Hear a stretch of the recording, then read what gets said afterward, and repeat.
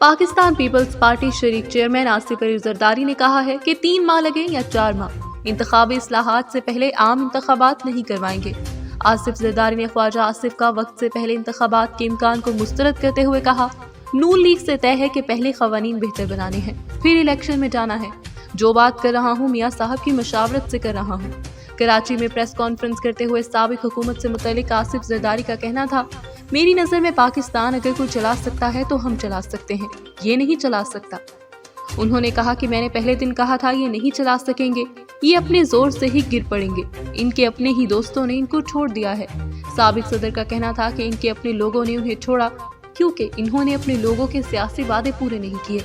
आज तक मैं कहता आया हूँ कि इलेक्शन करवाएं, हमने हुकूमत बना ली है, वो चाह रहे हैं कि इलेक्शन करवाएं।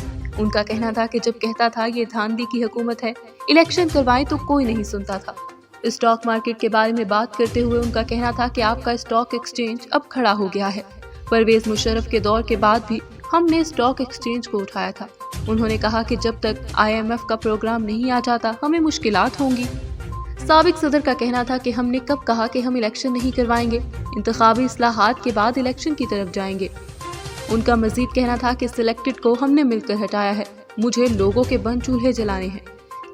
इमरान खान की जानिब से नए इंतखाबात के मुतालबे पर आसिफ अली जरदारी ने कहा कि इलेक्शन में जाकर ये क्या करेगा, अपने 4 साल में क्या काम किया, इलेक्शन जल्दी करवा कर ये क्या कर लेगा। उन्होंने ये भी कहा कि अभी नई हुकूमत आई है, हालात कंट्रोल करने में थोड़ा वक्त लगता है।